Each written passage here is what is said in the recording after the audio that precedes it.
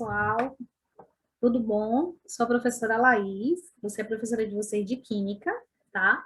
E nós vamos começar a trabalhar essa disciplina, que ano passado vocês viram ela dentro de Ciências, tá? Era Ciências, aí dentro das Ciências tinha Biologia, Química e Física.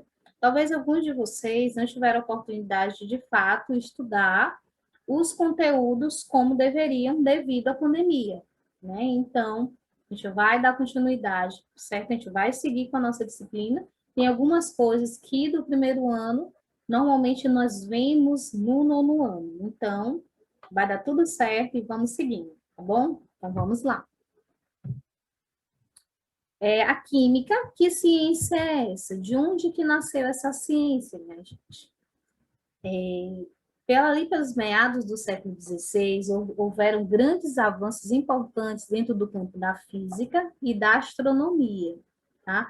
Nesse período, ainda não se tinha a química como uma ciência, ou seja, com uma área específica de estudo, certo? Então, ali, o que que houve nesse século? Houveram grandes avanços no ramo da física e no ramo da astronomia, tá? Então, esse período ele foi marcado pelo domínio da razão, pelo domínio da experimentação, em oposição à ideia dominante na Idade Média.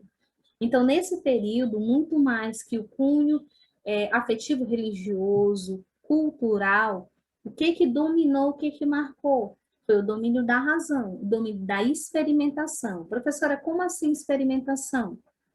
É o domínio de que isso? O que que quer dizer isso? A experimentação quer dizer o quê? Eu sei com a minha razão, mas eu quero provar cientificamente através de um experimento, através de quê? Através da prática, tá? Então, os estudos que se destacaram nesse período foram os estudos de Galileu Galilei, que ele nasceu em 1564 e morreu em 1642, tá? Os estudos dele foi que teve mais destaque nesse período. E no século XVIII, procedimentos de caráter científico ganharam espaço no estudo da matéria e suas transformações. Tá? Então, nesse período, vocês vão ver também no livro didático de vocês, que começou a se estudar a matéria. E o que é que a química estuda? A química, ela estuda de fato a matéria e as transformações que vão acontecendo nessa matéria. Então, ao longo da história, o que foi acontecendo? Foi se sentindo a necessidade de conhecer a matéria, estudar a matéria, e através desse estudo da matéria, de não simplesmente de uma maneira teórica, mas de uma maneira experimental, conhecer, decifrar as transformações que essa matéria ia passando. Então, estudos que marcaram a química, em princípio, foi o de Robert Boyle, em 1627, que ele nasceu e faleceu em 1691, e Antoine Lavoisier, tá? Que é chamado de pai da química. No final do século XVIII, as técnicas para transformar os materiais passaram a ser exercidas usando uma metodologia baseada em investigações experimentais, que no caso é a experimentação. O que acontece? Na experimentação, como eu falei para vocês, nós vamos fazendo vários testes, tá? Então, além da teoria, existe a prática experimental. Então, a ciência, a questão da disciplina de exatas, né, que é a disciplina de química, física, matemática, biologia, além da questão teórica de entender conceitos, se faz necessário a experimentação. E aí entra a diferença da ciência moderna e da ciência contemporânea, tá? Aonde se faz necessário, de fato, experimentar, comprovar. E como é que eu comprovo? Através da experimentação, tá? Uma forma de a gente perceber também isso, dentro do nosso dia a dia hoje, é a questão da vacina contra o Covid. O que se precisa fazer? O que é feito? Além de estudos teóricos, certo? De ter um embasamento teórico, de conhecimento primeiro da estrutura do vírus, de conhecer como é que o vírus ele vai agir, como é que ele vai atuar. Além disso, eu preciso fazer testes experimentais. Então, por que existem diversas vacinas? Porque foram fazendo testes experimentais com insumos diferentes, com estruturas diferentes, tá? Para poder surgir a vacina. Então, não é de uma hora para outra. Às vezes a gente pensa, mas os cientistas já sabem tantas coisas, já descobriram tantas coisas, mas se faz necessária a experimentação. Por que se faz necessário a investigação experimental? Para poder eu comprovar se de fato aquele meu material ele é eficaz ou não. E quem é que faz isso? A experimentação. Então, dentro da ciência, se faz necessário ter o conhecimento, não, a gente não pode ser levado simplesmente por um senso comum. O que é o senso comum? O que todo mundo diz, o que, é que todo mundo acredita. Sem uma comprovação científica, tá? Sem uma pesquisa científica, sem entender de onde nasceu aquilo. O que aqui, aquele material ele é capaz de fazer, em que ele é capaz de se transformar, qual é a contribuição que esse material ele pode dar para a sociedade. Então, eu não posso ser levado pelo senso comum. O que é o senso comum? Aquilo que todo mundo acredita, sem um embasamento científico, certo? Então, se faz necessário a gente fazer a experimentação. Aí, o que acontece? O que a química estuda? Como eu falei para vocês, a química e os químicos, nós estudamos a matéria e as transformações que acontecem na matéria, nos materiais. Então, para a gente entender as transformações da matéria, se faz necessário de saber alguns conceitos. O primeiro conceito é o conceito de sistema. O que é um sistema? Sistema é um conjunto de materiais que são isolados de todos os outros com a finalidade de serem estudados. Então, o que acontece? Eu tenho uma quantidade enorme de material, só que para eu estudar aquele material, eu não vou conseguir ele estudar tudo de uma vez. O que que eu faço? Eu isolo uma determinada quantidade daquele material a fim de fazer o estudo. Um exemplo bem simples para vocês entenderem o sistema, tá? Nós temos várias disciplinas, certo? Isso no nosso estudo não regular de vocês, vocês têm várias disciplinas. Só que imaginem aí, se o professor de história colocar na prova tudo, tudo que vocês já estudaram na vida, certo? Todas as questões, todos os conteúdos, tudo. Ele não vai fazer isso. O que que ele faz? Ele pega uma questão de vários conteúdos, certo? Ele não vai pegar 10 questões de conteúdo X, 10 questões de outro, não. Ele seleciona um conteúdo, certo? Para poder realmente, uma questão, perdão, de cada conteúdo, para poder perceber se vocês entenderam aquele conteúdo ou não. Então, o sistema é um conjunto de materiais que são isolados, ou seja, eu pego uma parte daquele conteúdo para poder eu compreender.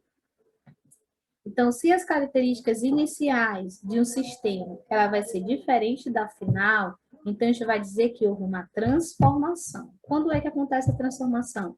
Quando eu tenho algo de uma maneira no início e no decorrer do processo, no final, eu tenho algo diferente. É que nem quando a gente entra na escola, no começo do ano a gente é de uma forma. No final do ano, nós já estamos mudados. Em que sentido? Pensamento, nós agregamos conhecimento, conhecemos outras pessoas. E o que aconteceu conosco nesse processo? Uma transformação. Então, com a matéria, com os materiais, acontece a mesma coisa. No início, de uma forma, e se no final desse processo estiver diferente, houve uma transformação. A matéria, ela tem estados físicos. O que são esses estados físicos? Eles são determinados pelo distanciamento entre moléculas, conexões moleculares e energia cinética, que movimentam as partículas de uma amostra. São eles: sólido, líquido, gasoso, plasma e condensado de Bose-Einstein. Então, nós vamos trabalhar 3 estados físicos da matéria, que é o sólido, líquido e gasoso. Professor, o que são esses estados físicos? É como a matéria ela se apresenta na natureza, tá? Então, a matéria ela pode se apresentar desses 3 estados físicos. 5 estados físicos, mas nós vamos trabalhar de maneira específica com sólido, líquido e gasoso. Antes de exemplificar, eu vou dar algumas definições sobre cada estado físico, tá? O estado físico sólido. As moléculas de material no estado físico sólido conexam com força suficiente que resulta em formato e volumes definidos. Nesse estado, temos pouca energia cinética entre as partículas, e ainda que exista uma pequena movimentação entre elas, não é possível visualizá-la macroscopicamente a olho nu. O que acontece? No estado físico, é como se todo mundo tivesse grudadinho assim, certo? Por isso que no estado físico eu tenho formato e volume definido. Professora, me dê um exemplo de algo que está no estado físico, sólido. Aqui, ó, celular, certo? Ele tem um formato e um volume definido.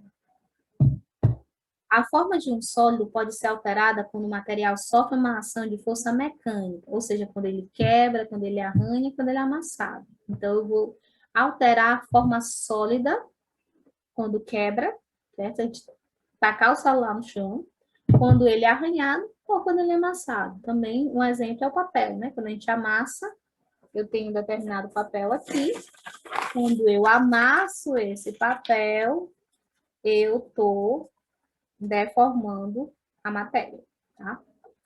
Ou quando há alteração de temperatura e pressão. Então, se eu tenho um material que está no estado sólido e eu submeto uma determinada temperatura e pressão, eu vou ter uma alteração naquele material. Então, cada tipo de material tem resistência a esses impactos ou mudanças externas de acordo com a sua natureza. Então, de acordo com a natureza, o material ele vai sofrer uma deformação maior ou menor, certo? Aí eu trouxe aqui dois exemplos para vocês de materiais no estado sólido. Eu coloquei a imagem de uma pepita de ouro, tá? Muito bonita. E também cubos de gelo, tá? Aí a gente pode pegar o exemplo da água. Professora, a água, qual é o estado físico da água? Depende da temperatura, tá? Então, abaixo de zero, eu tenho cubo de gelo, tá certo? Ou seja, no estado sólido.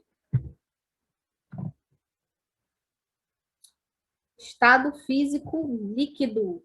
Bora lá para o estado físico líquido. Os líquidos, eles não têm uma forma definida, eles não têm, mas eles têm um volume definido, ou seja, uma quantidade definida, tá? O que nos impede de comprimir o material de forma significativa.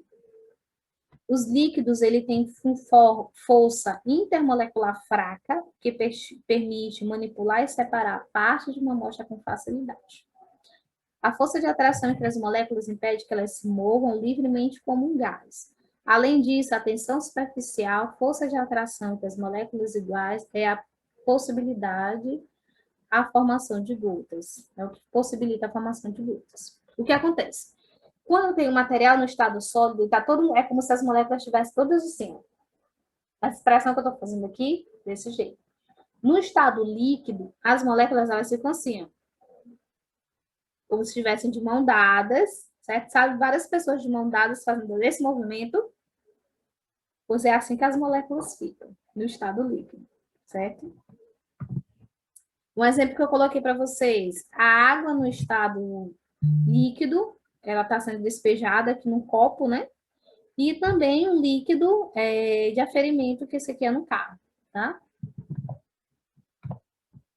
No estado gasoso, o material no estado gasoso, ele não tem forma e nem volume definido. Gente, só voltando lá no estado físico líquido, o que acontece? Quando eu coloco uma quantidade de água em um copo, que ele tem uma estrutura diferente, se eu colocar uma quantidade de água neste copo aqui, ele vai adquirir esse formato, certo?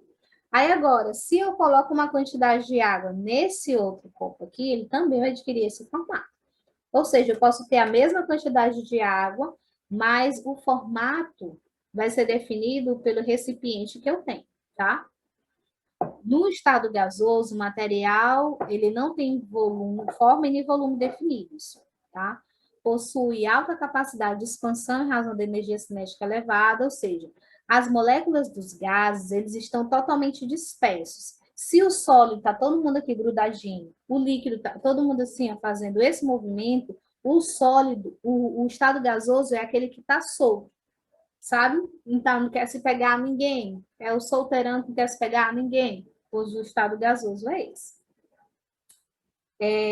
Quando colocado em um recipiente, o gás ele espalha-se indefinidamente e nessas condições de confinamento, o gás for aquecido, acontecerá o aumento na energia cinética e uma elevação na pressão do sistema, tá?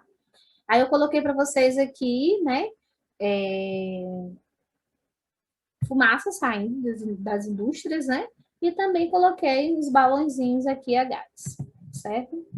Aí o que acontece? Existe, gente, uma diferença entre gás e vapor. Professora, gás e vapor é a mesma coisa? Não é a mesma coisa. Gás e vapor tem uma pequena distinção e a gente vai compreender, certo? E a gente vai parar a aula aqui para a gente dar continuidade na próxima semana, ou até mesmo nos tira a dúvida que vai ser na terça-feira, às 7h30. Apesar de estarem no mesmo estado físico, eles têm natureza diferente. Ou seja, o gás e vapor, ele está no estado físico gasoso, mas a natureza é diferente. O que acontece? O vapor, quando colocado sob alta pressão ou diminuindo a temperatura, ele volta ao estado líquido. Prestem bem atenção. O vapor, quando eu coloco ele em uma alta pressão, quando eu faço muita pressão, ou quando eu diminuo a temperatura, ele vai voltar para o estado líquido. Ou seja, ele deixa de ser, está no estado gasoso e passa a ser líquido. Já os gases, por sua vez, são substâncias que, em condições normais, já estão no estado gasoso. E para que se lhe quer fazer, é necessário ter aumento de pressão e temperatura simultaneamente. O que acontece? No vapor, existe a possibilidade daquela determinada substância mudar do estado gasoso para o estado líquido. Com o quê? Com aumento de pressão e diminuição da temperatura. Então, se eu tenho uma substância que está no estado gasoso e eu aumento a pressão dela e eu diminuo a temperatura e ela passa para o estado líquido, ela é um vapor. Quando é que ela vai ser um gás? Quando ela já está no estado gasoso, certo? Então, e para mudar, só vai acontecer se eu aumentar a pressão e a temperatura simultaneamente. Então, a gente precisa se ligar, quando eu falo de gás e vapor, na pressão, na temperatura.